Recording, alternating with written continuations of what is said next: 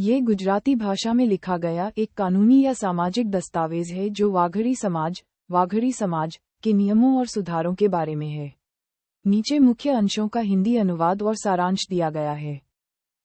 मुख्य बिंदु 1. समाज सुधार। दिनांक 1 जून 1994। ये दस्तावेज समाज में महिलाओं और विधवाओं की स्थिति को सुधारने के लिए बनाए गए नियमों को दर्शाता है। 2. दहेज और संपत्ति के नियम। इसमें बताया गया है कि यदि कोई व्यक्ति किसी विधवा स्त्री को गलत तरीके से फुसलाता है या उसके बच्चों का भविष्य बिगाड़ता है, तो उसे भारी जुर्माना देना होगा। उदाहरण के लिए, इसमें 15,000 रुपये जमा करने और पंचायत को 2,500 रुपये का दंड देने जैसे कड़े नियमों का उल्लेख है। 1.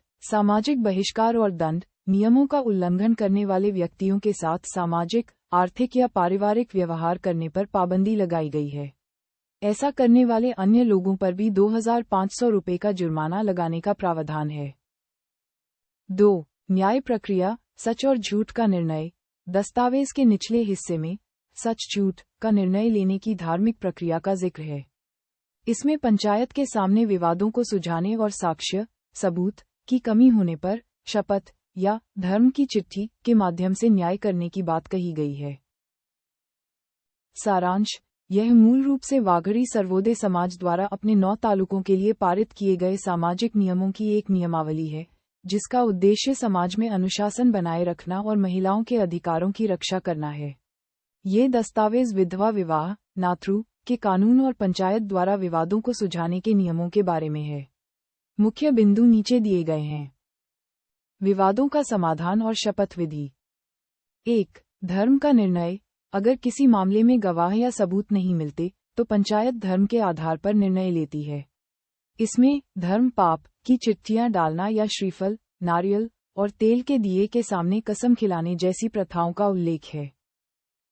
2. जुर्माना। झूठी कसम खाने वाले या दोषी पाए जाने पर 1,000 रुपये से 5,000 रुपये तक के जुर्माने का प्रावधान है। पंचायत का निर्णय सभी को मान्य होना चाहिए। और 3. संशोधन। ये नियम 1 जून 1994 को संशोधित किए गए थे। विधवा विवाह, नाथरू का कानून। 1. पुनर्विवाह की अनुमति। यदि किसी विधवा बेटी का संबंध विच्छेद, तलाक हो चुका है, तो वह पुनर्विवाह, नाथरू कर सकती है। 2. खर्च। इसके लिए 3,000 रुपये का शुल्क निर्धारित किया गया है, जिसमें सभी खर्च शामिल हैं। और 3. सामाजिक योगदान। यदि कोई निर्धारित राशि से अधिक पैसा लेता है, तो वह समाज के कोष में जमा किया जाएगा। पीहर और ससुराल दोनों पक्षों को समाज को 2,500 रुपये का योगदान देना होगा। यह नियम 9 तालुका और 35 कार्यालय वाघरी सर्वोदय समाज द्वारा पारित किए गए हैं। ये दस्तावेज वाघरी सर्वोदय समाज के सामाजिक नियमों और सुधारों की एक नियमावली है, जिसे 1994 में संशोधित किया गया था। इस पन्ने पर सामाजिक व्यवहार और दंड से संबंधित नियम दिए गए हैं। 1. लेन देन और सामाजिक व्यवहार। इसमें उल्लेख है कि पुराने लेन देन या किसी व्यक्ति की गलती के कारण पूरे गांव या समाज के साथ व्यवहार, रोटी बेटी का व्यवहार, बंद नहीं करना चाहिए। यदि कोई व्यक्ति बिना किसी ठोस कारण के ऐसा करता है, तो उसे समाज का अपराधी माना जाएगा। 2. अनुशासनात्मक दंड। यदि कोई व्यक्ति समाज के नियमों का उल्लंघन करता है या पूरे समूह का बहिष्कार करता है, तो उस पर 7,500 रुपये तक का दंड, अर्थदंड, लगाया जा सकता है। और 3. सामाजिक सुधार। ये नियम 9 तालुका और 35 ऑफिस वाघरी सर्वोदय समाज द्वारा पारित किए गए हैं, ताकि समाज में एकता बनी रहे और किसी एक व्यक्ति की गलती की सजा उसके पूरे परिवार या गांव को न भुगतनी पड़े। संक्षेप में, ये समाज के भीतर न्यायपूर्ण व्यवहार बनाए रखने और सामूहिक बहिष्कार जैसी प्रथाओं को रोकने के लिए बनाया गया एक सामाजिक संविधान है। ये दस्तावेज वाघरी सर्वोदय समाज के सामाजिक नियमों और कानूनों के बारे में है, जिन्हें 1 जून 1994 को संशोधित और पारित किया गया था। मुख्य अंशों का हिंदी अनुवाद नीचे दिया गया है। नाती समाज पर अन्याय रोकने के बारे में। 1. यदि समाज का कोई व्यक्ति किसी अन्य समाज के व्यक्ति पर गुंडागर्दी करता है या गलत तरीके से सरकारी अदालती कार्रवाई या वारंट निकलवाकर समाज को परेशान करता है, तो उसे समाज को हुए नुकसान की भरपाई करनी होगी और आर्थिक दंड देना होगा। 2. यदि कोई व्यक्ति किसी बहू बेटी की इज्जत के साथ खिलवाड़ करता है, तो समाज बहू बेटी का साथ देगा और कानूनी कार्रवाई करके उसे सजा दिलाएगा। 3. ऐसे अपराधी को समाज से तब तक बहिष्कृत रखा जाएगा जब तक वह पीड़ित पक्ष को 5,000 रुपीस पर का हर्जाना नहीं देता। साथ ही उसे समाज को 2,000 रुपीस पर का दंड भी देना होगा। और 4. अपराधी के साथ किसी भी प्रकार का सामाजिक व्यवहार रखने वाले व्यक्ति को भी समाज का अपराधी माना जाएगा। नारी पर अन्याय रोकने का कानून। 1. ये कानून समाज में महिलाओं पर होने वाले अत्याचार और उनके द्वारा की जाने वाली आत्महत्याओं को रोकने के लिए बनाया गया है।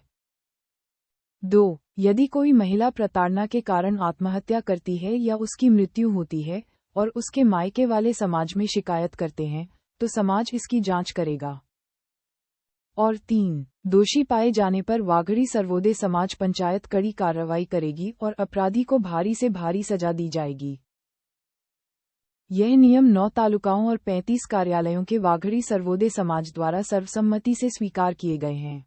ये दस्तावेज गुजराती भाषा में है और इसमें वाघड़ी सर्वोदय समाज द्वारा बनाए गए सामाजिक नियमों और कानूनों का विवरण है। यहाँ मुख्य अंशों का हिंदी अनुवाद दिया गया है। बेट की शिकायत का कानून, दिकरिणी फरियादानो क्या दो। संशोधित तिथि 1 जून 1994। यदि कोई पति अपनी पत्नी, बेटी पर शारीरिक या मानसिक अत्याचार करता है या उसे जबरदस्ती घर से निकालने की कोशिश करता है, तो समाज की पंचायत उस पर 5,000 रुपये से 10,000 रुपये तक का जुर्माना लगा सकती है। इस जुर्माने का चौथा हिस्सा समाज के कोष में जमा किया जाएगा। समाज के नेताओं के लिए नियम, समझना अगेवनों ने पलवाना क्या दा। संशोधित तिथि 1 जून 1994। 1. पद से हटाना। यदि समाज का कोई पदाधिकारी नियमों का पालन नहीं करता है, तो उसे पद से हटा दिया जाएगा। 2. नशा निषेध। किसी भी कार्यकर्ता को सामाजिक बैठक में शराब पीकर आने की अनुमति नहीं है। ऐसा करने पर अनुशासनात्मक कार्रवाई की जाएगी। 3. चुनाव और शपथ। पंचायत के कार्यकर्ताओं का चुनाव हर 3 साल में होगा। चुने गए सदस्यों को शपथ लेनी होगी और वे कार्यकाल पूरा होने से पहले बिना किसी ठोस कारण के इस्तीफा नहीं दे सकते।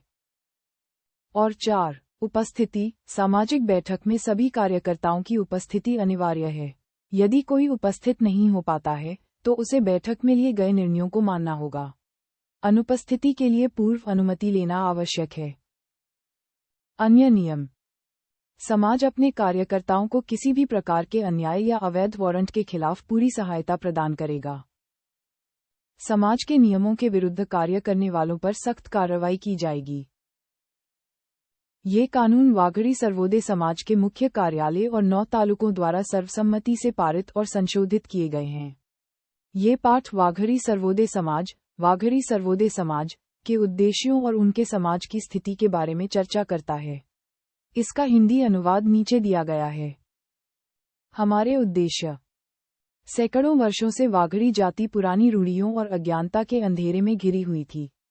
विभिन्न प्रकार के अनकहे जातिगत नियमों के कारण समाज में अव्यवस्था फैली हुई थी।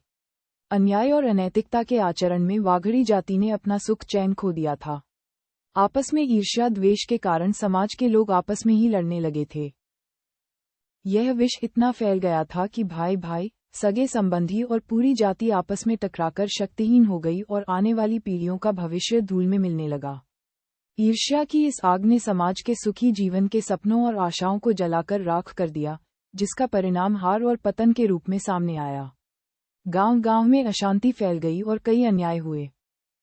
इस ईर्ष्या की अग्नि में कई घर बर्बाद हो गए।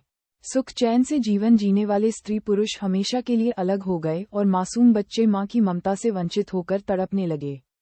माता पिता का लाड़ प्यार पाने में वे असमर्थ रहे और उनका भविष्य गरीबी के अंधेरे में घिर गया। जाति की भयानक अज्ञानता ने उनके सुखी जीवन में बाधा डाली और बच्चों का जीवन नर्क जैसा बना दिया। दुखी बच्चे और बालिकाएं रोते रहे।